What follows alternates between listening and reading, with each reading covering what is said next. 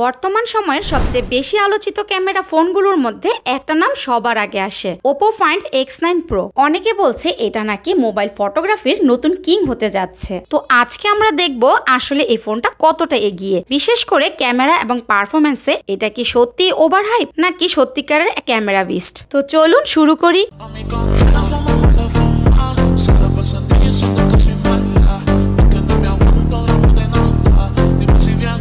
প্রথমেই ডিজাইন। ফোনটা হাতে নিলেই বোঝা যায় এটা প্রিমিয়াম। সামনে পেছনে গরিলা গ্লাস, ফ্রেমটা অ্যালুমিনিয়াম, আর পুরো ফোনটার ওজন 224 গ্রাম। ভারী কিন্তু সলিড। ফিনিশিং একদম ফ্ল্যাগশিপ লেভেলের। স্মুথ কার্ভ, মেটাল শাইন আর হাতের গ্রিপও বেশ কমফোর্টেবল। সবচেয়ে বড় কথা, এই ফোনটা IP68 এবং IP69 রেটেড, মানে শুধু পানি বা ধুলো নয়, হাই প্রেসার ওয়াটার জেটের বিরুদ্ধেও সেফ। এবার আসি ডিসপ্লেতে। 6.78 ইঞ্চির LTPO অ্যামোলেড প্যানেল, যা 120 হার্জ রিফ্রেশ রেট সহ।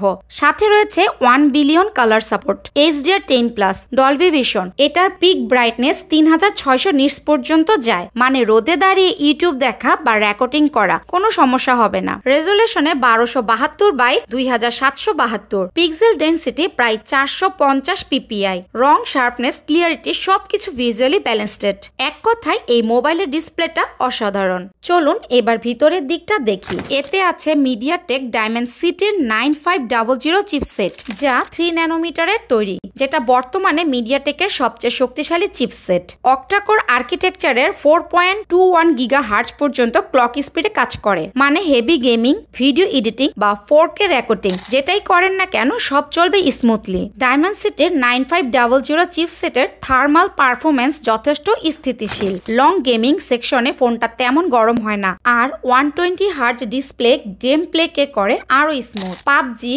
BGMI, গেনশিং ইম্প্যাক্ট সবকিছুই হাই সেটিং এ চালানো যায় কোনো ড্রপ ছাড়াই। কালার OS 16 এবং Android 16 এর কম্বিনেশনে একদম ক্লিন ও স্মুথ লাগে এর ইউআইটা। 5টা পর্যন্ত মেজর আপডেটের প্রমিস দিয়েছে Oppo, মানে লং টার্ম ইউজের চিন্তা নেই। র্যাম স্টোরেজ ভেরিয়েন্টও আছে বিশাল পরিসরে, 12GB থেকে 16GB র্যাম এবং 256GB থেকে 1TB পর্যন্ত স্টোরেজ। সবচেয়ে টপ মডেলে আছে স্যাটেলাইট কানেক্টিভিটি, যেটা আসলে ইমার্জেন্সি সিচুয়েশনেও দারুণ ইউজফুল হতে পারে। Oppo এবার Find X9 Pro তে দিয়েছে 7500 mAh এর ব্যাটারি। এই লেভেলের ফোনে এটা একটা বড় আপগ্রেড। এতে আছে 80 ওয়াটের ওয়্যার্ড চার্জিং, 50 ওয়াটের ওয়্যারলেস এবং 10 ওয়াটের রিভার্স ওয়্যারলেস চার্জিং সাপোর্ট। আপনি যদি হেভি ইউজার হন, একদিন অনায়াসে চলে যাবে। অন্যদিকে 80 ওয়াট চার্জ 30 মিনিটের মধ্যে প্রায় ফুল চার্জ পাওয়া যায়। এইবার আসি আসল হাইলাইটে, ক্যামেরায়। পেছনে আছে 3টা ক্যামেরা, 50 মেগাপিক্সেলের মেইন সেন্সর OIS সহ। এই সেন্সরটা লো লাইটে এমন ভাবে আলো ধরে যে ছবির শ্যাডো অংশেও ডিটেল হারায় না। তারপর আছে 200 মেগাপিক্সেলের পেরিস্কোপ টেলিফটো লেন্স, যা 3x অপটিক্যাল জুম সহ।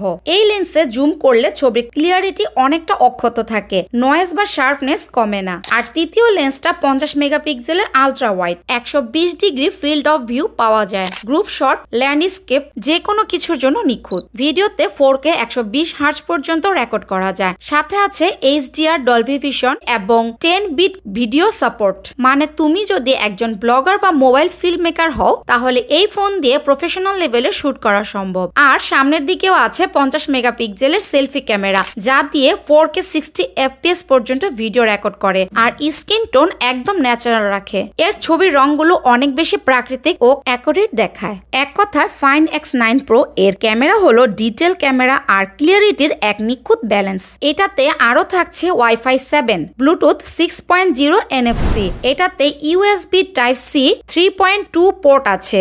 স্টোরিও স্পিকারও যথেষ্ট লাউড আর ক্লিন। 3.5 মিলিমিটার হেডফোন জ্যাক নেই, কিন্তু অডিও কোয়ালিটি একদম ফ্ল্যাগশিপ লেভেলের। তোমার বাজেট 90 থেকে 95 হাজার টাকার আশেপাশে হয় এবং তুমি এমন একটা ফোন চাও যেটার ছবি, ভিডিও, পারফরমেন্স সব দিক থেকেই অলরাউন্ডার, তাহলে Oppo Find X9 Pro তোমার জন্য নিঃসন্দেহে প্রিমিয়াম পছন্দ।